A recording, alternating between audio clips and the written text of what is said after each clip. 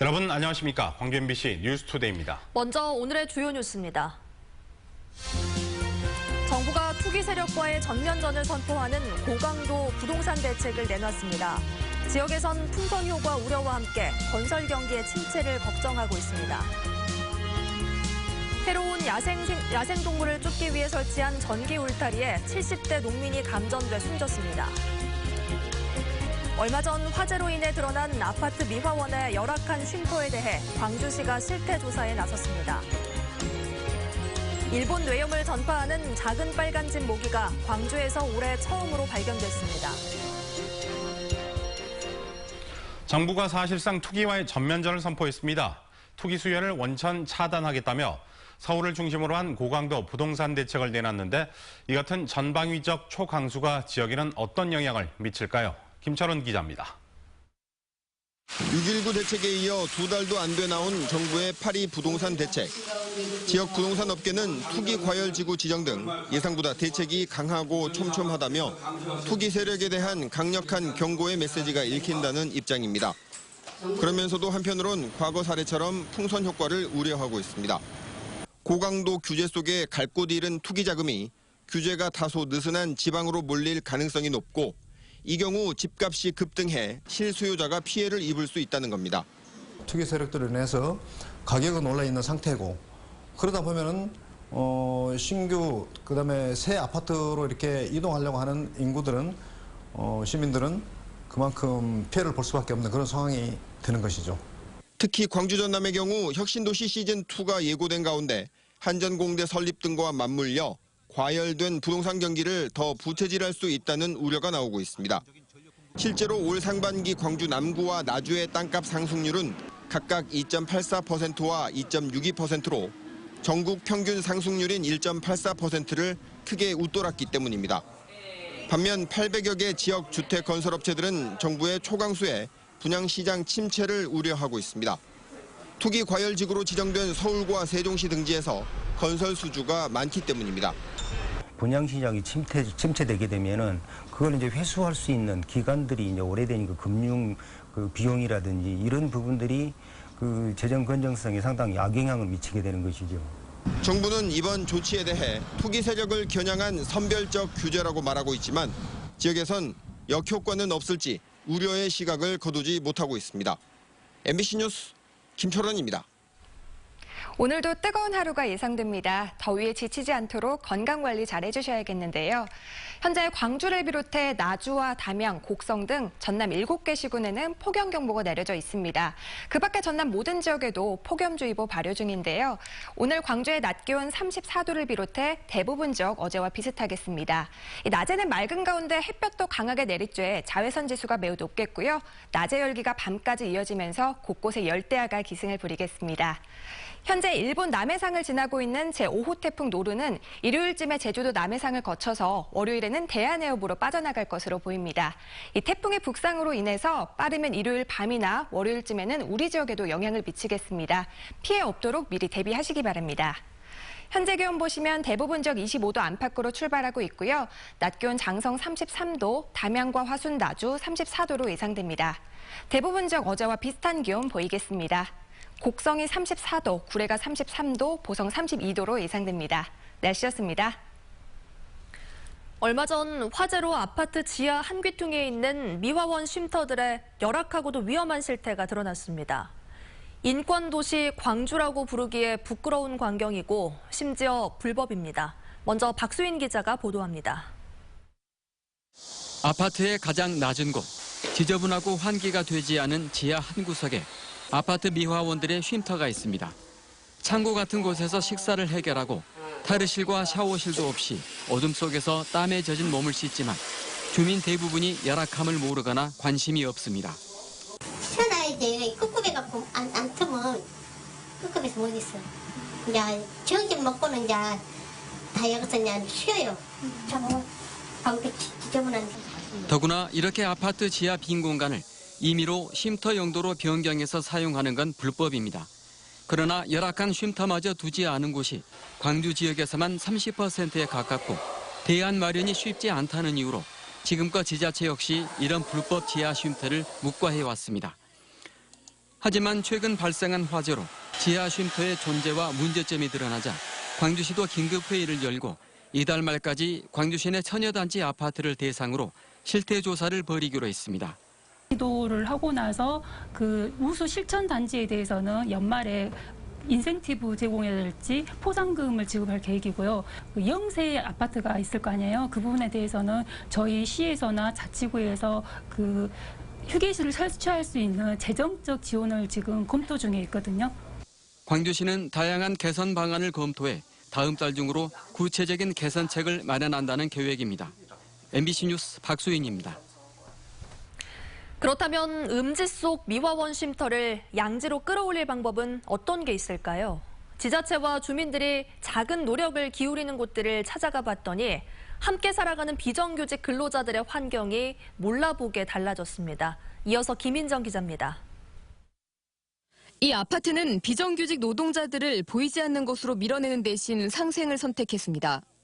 미화원 쉼터를 관리사무소 안에 함께 두며 화재 설비도 완비했고 샤워실도 뒀습니다. 입주민들이 의견을 모아 최근에는 에어컨도 달았습니다. 마음도 편하고 또 이렇게 또 올해는 에어컨까지 다 달아주기 위해서 더 일하는데도 더 능률도 더 오르고 좋죠. 기분 좋으니까 일할 때 더 열심히 하잖아.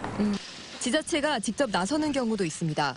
수원시는 지난해부터 15년 이상 된 아파트를 대상으로 아파트 미화원들의 쉼터를 지상으로 끌어올리는 노력을 하고 있습니다. 입주자 대표회의가 일부 금액을 부담하면 수원시가 예산을 85%가량 지원해 자원봉사자들이 새로운 쉼터를 만들어주는 제도입니다. 자재를 저희들이 주문해서 구입하고 그리고 실제 일하시는 분들은 자원봉사 하시는 분들이 일하는 것으로 이렇게 진행을 해서 공사비도 좀 크게 좀 줄이고. 쉼터가 지하에 있는 노후 아파트를 중심으로 작은 변화들이 감지되고 있지만 청소 노동자들은 휴식에 대한 입주민들의 시선을 부담스러워하고 있습니다. 다 60대 넘은 사람들이 청소를 한단 말이야. 그러니까 기운이 좀 딸릴 때가 있어요. 그러면 좀 한참이라도 쉬어야 되는데 거기서 지상 위로 올라와서 여기 와서 쉬려면 주민들 눈이 또 따가워. 근로자 누구나 휴식권, 건강권을 보장받는 인권도시 광주로 나아가기 위해서는 음지의 쉼터를 돌아보는 지자체의 관심과 주민들의 배려가 필요해 보입니다. MBC 뉴스 김인정입니다. 낮 최고 기온이 35도까지 올라가면서 폭염경보가 내려진 광주에서 4살 여자아이가 차량 안에 갇혔다 구조됐습니다. 어제 낮 12시 40분쯤 광주시 북구 매곡동의 한 주차장에서 4살 주모양이 차 안에 갇혀있다 20분 만에 구조됐습니다. 소방당국은 주양의 아버지가 실수로 열쇠를 차 안에 두고 문을 잠근 것으로 보고 정확한 경위를 조사하고 있습니다. 광주시가 국지성 집중호우 대책을 마련해 시행에 들어갔습니다. 기상특보 단계별로 소방공무원 비상근무 체제를 강화하고 수중펌프와 비상발전기 등 수방장비를 점검하기로 했습니다. 피해 예상 지역에 소방력을 재배치하고 폭우와 태풍 등의 위험 단계에서는 긴급구조 통제단을 가동하기로 했습니다. 멧돼지 등 해로운 야생동물을 쫓기 위해 설치해둔 전기 울타리에 70대 농부가 걸려 감전사했습니다. 전기 울타리가 규정에 맞지 않게 마구잡이식으로 설치되면서 인명피해가 잇따르고 있습니다. 송정근 기자입니다. 야생동물을 쫓기 위해 설치해둔 전기 울타리입니다. 그제 저녁 7시 40분쯤 영광군 묘량면에서 논일을 하러 나갔던 73살 임모 씨가 이 울타리 근처에서 숨진 채 발견됐습니다. 경찰은 임 씨가 물속에 발을 담근 채 울타리와 접촉하면서 사고가 난 것으로 보고 있습니다. 저기 선에 얼굴에 있는 볼 부위에 감전돼가지고 거기로 인해서 피부가 탄화된 전류 흔된 인근에서는 감전사 한 곳으로 추정되는 개의 사체도 발견됐습니다. 평소 멧돼지가 자주 출몰해 애써 지은 농사를 갈아엎는 일이 빈번해지자 전봇대에서 농업용 전기선을 끌어와 전기 울타리를 만든 것으로 추정됩니다. 강한 전류가 흐르기 때문에 감전 위험이 높지만 사람 왕래가 잦은 길목에 설치돼 있고 안내판도 없습니다. 노루하고 진로 멧돼지 그것들이 옮다지면 내놔버리면 그 가슴 덜어버리니까. 이런 이유 때문에 지난해 파주와 강원도 횡성에서도 농민들이 전기 울타리에 감전돼 숨지는 등 사고가 잇따르고 있습니다. 산업통상자원부가 사고를 막기 위해 지난 2015년 등록업체를 통하도록 하는 등 전기 울타리 설치 기준과 자격을 마련했지만 현장에서는 지켜지지 않고 있습니다. MBC 뉴스 송정근입니다. 일본 뇌물 전파는 작은 빨간 집 모기가 광주에서 올해 처음으로 발견됐습니다. 광주시 보건환경연구원은 지난달 27일 광주 시내 수변 지역에서 채집한 모기 중에서 작은 빨간 집 모기가 발견됐다며 물리지 않도록 주의해 줄 것을 당부했습니다. 작년 8월 광주에서는 50대 남성이 일본 뇌염에 감염돼 혼수 상태에서 치료를 받다 숨지기도 했습니다.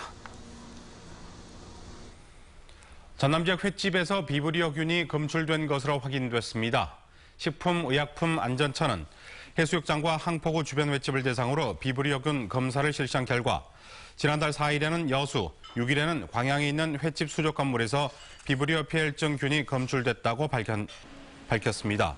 식품의약품안전처는 현장에서 해당 업소의 수족 건물을 교체하고 조리도구 소독 작업을 완료했으며 해당 지자체에 관련 내용을 통보했다고 설명했습니다.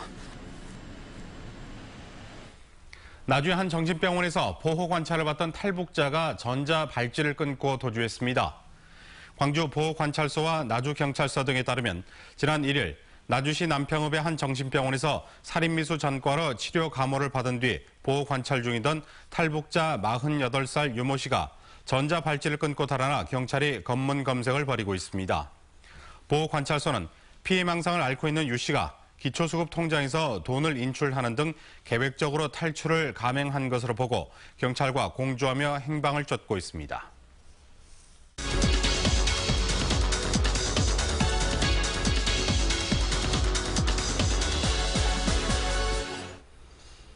광주 지역 고등학생 16명이 일제강점기 강제징용 현장 답사를 다녀왔습니다. 강제징용 피해에 대한 관심이 높아지고 있는 상황이어서 더욱 의미 있는 답사였을 것 같은데요.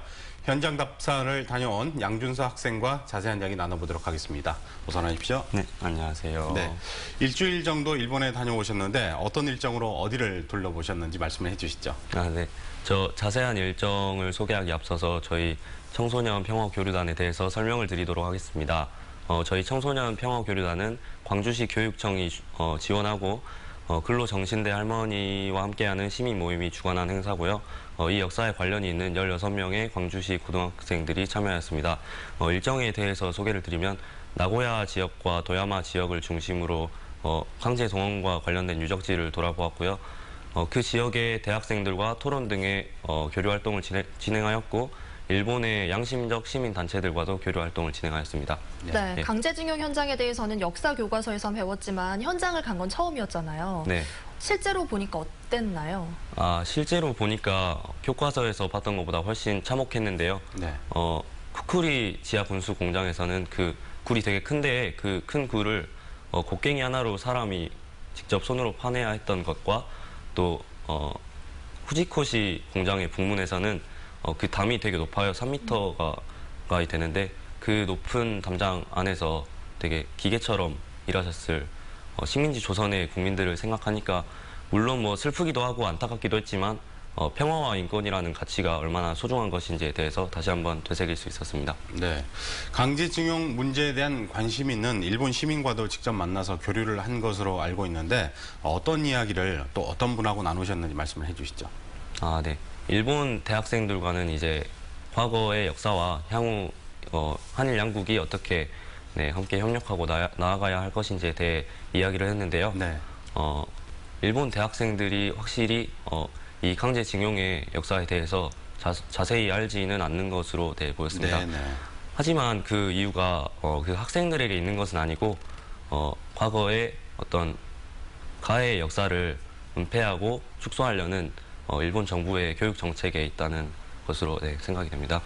그리고 이런 뭐 안타깝기만 한 것은 아니고요. 네. 또 일본 대학생들과의 토론 교류를 통해서 앞으로 한일 양국이 어떻게 협력하고 나아가야 될 것인지에 대해서도 생각해보는 계기가 되었습니다. 그리고 나고야 소송 지원회 그리고 호쿠리쿠 연락회 등의 근로정신대 네. 피해자를 이제 지원하시는 그런 시민단체분들과도 교류 활동을 하였는데 그분들에게 저희가 물어봤어요. 왜 이런 활동을 하시는지. 그때 단순히 어떤 동정심에서가 아니라 어떤 양심과 도덕적 어떤 의무감 교육청으로부터 이런 활동을 하신다는 네, 말씀을 듣고 네, 정말 저희 교류단에게 큰 귀감이 되었습니다. 네, 현장에서 그렇게 이야기를 나누면서 배운 점들이 상당히 많을 것 같은데 그러면 이번 한 일주일 정도 갔다 온 거잖아요. 네. 그 다녀와서 가기 전과 다녀와서 어떤 게 변했다, 어떤 점들이 변했나요?